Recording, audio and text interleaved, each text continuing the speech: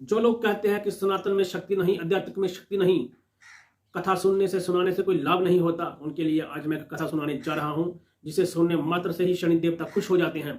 और शनिदेव ने खुद कहा हुआ है कि जो भी इस कथा को सुनेगा सुनाएगा उसके ऊपर शनि देवता की शुभ दृष्टि होगी। एक समय अकाल पड़ गया तो उस नगर के सारे लोग उस स्थान को छोड़कर अन्य स्थानों की ओर जाने लगे। जहां पर अकाल पड़ता है वहां पर सूखा ही सूखा हो जाता है, अन्न पेड़ वृक्ष सब सूख जाते हैं, कोई भी चीज पैदा नहीं होती। तो वहां पर एक ब्राह्मण परिवार रहता था, उनके 4 पुत्र थे, तो वो भी उस जगह को छोड़कर किसी अन्य स्थान की ओर जाने लगे। तो चलते चलते जब वो थक गए तो उन्होंने एक जगह पर देखा कि एक पीपल का वृक्ष है और उसके नीचे एक बावली बनी हुई है। तो उन्होंने उस बावली का पानी पिया और थोड़ी देर आराम किया तो चलने लगे। तो उनका एक छोटा पुत्र था, तो उसने कहा कि मेरे से चला नहीं जाता, आप किसी अन्य स्थान को चले जाएं, मुझे आप यहीं छोड़ दें, मैं इसी पानी के साथ जीवित रहूंगा और मैं इधर ही रहूंगा। तो उनके जो पिता थे उन्होंने कहा कि नहीं, आप हमारे साथ चलो। पर उस बालक ने मना कर दिया कि मैं इस स्थान को छोड़कर कहीं नहीं जाऊंगा, अगर जिंदगी रही तो अवश्य मिलेंगे।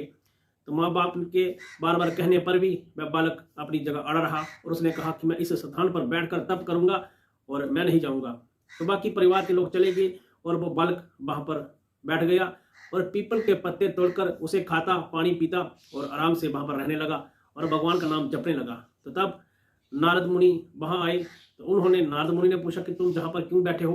तो उस बालक ने सारी बात बताई।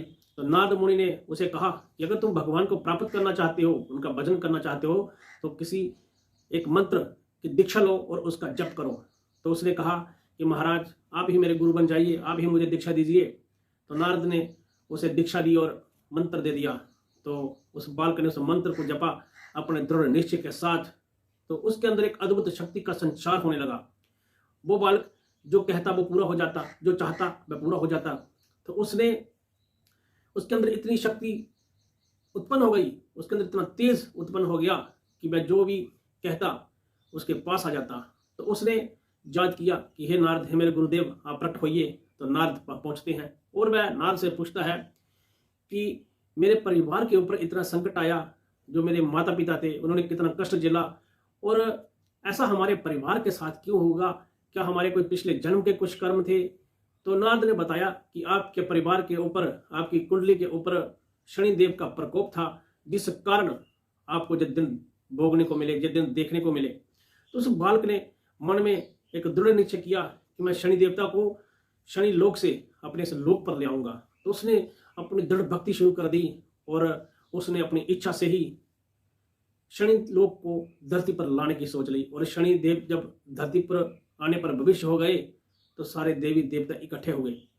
उन्होंने कहा कि जो नवग्रह हैं ये सब भगवान के बनाए हुए हैं और इनके माध्यम से ही सृष्टि का निर्माण हुआ है, और ये सृष्टि को चलाने में जो सहायक हैं, इनके बिना सृष्टि नहीं चल सकती, क्योंकि हर किसी का अलग अलग कार्य बांटा हुआ है।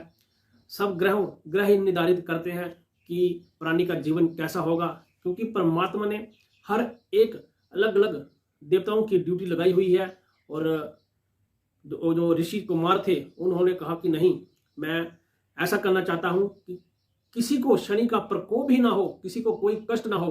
तो भगवान स्वयं वहां आए, भगवान विष्णु, और उन्होंने कहा कि ऐसा नहीं हो सकता, क्योंकि ये हमारे देवी देवता जो हमारे ग्रह हैं ये पिछले कर्मों के हिसाब से ही दंड देते हैं। तो ऐसा नहीं हो सकता, क्योंकि जो जैसा कर्म करेगा उसे वैसा ही फल मिलेगा। तो वह बालक नहीं माना। तो फिर भगवान ने कहा शनिदेव को कि अब आप ही समझाओ, आप बताओ आप क्या कर सकते हो। तो शनिदेव ने कहा कि हे ऋषि कुमार, जो भी पीपल के पेड़ को जल सिंचेगा, पीपल के पत्तों को चबाएगा, उसके ऊपर शनि का प्रकोप कभी नहीं होगा। तो उस बालक का नाम पड़ गया पिपलाद ऋषि। और जो भी पिपलाद ऋषि का नाम बोलता सुनता, उनके बारे में उनकी कथा करता, उनके ऊपर शनि की जो कुदृष्टि है वो शुभ दृष्टि में बदल जाती। और ये एक वरदान पिपलाद ऋषि को मिल गया। और जिसको भी शनि का प्रकोप हो, शनि की कुदृष्टि हो, उसको पिपलाद ऋषि की कथा सुननी चाहिए, करनी चाहिए। उसके ऊपर शनि का जो प्रकोप है वो दूर हो जाता है। तो ऐसे ही हमारे शास्त्रों में इतने बड़े बड़े संत हुए। ये सब आध्यात्मिक और सनातन द्वारा ही संभव है। सनातन में इतनी शक्ति है कि पत्थर से भी पानी निकल आए, वो है हमारा आध्यात्मिक। तो तो इसलिए अपने अध्यात्म के साथ जुड़े रहें, शास्त्रों को जानने की कोशिश करें, वेदों को पढ़ें, उनमें हर एक चीज़ विस्तार पूर्वक कही गई है। तो अपने शास्त्रों, अपने सनातन से जुड़कर प्रभु की भक्ति करनी चाहिए, उसी से ही विशेष लाभ मिलता है। अच्छे कर्म करेंगे अच्छा फल मिलेगा, तो अच्छे कर्म करेंगे तो अच्छा ही अगले जन्म में मिलेगा। तो इसलिए अच्छे कर्म करना ही हर प्राणी का लक्ष्य होना चाहिए। जय श्री राम, हर हर महादेव, जय शनिदेव।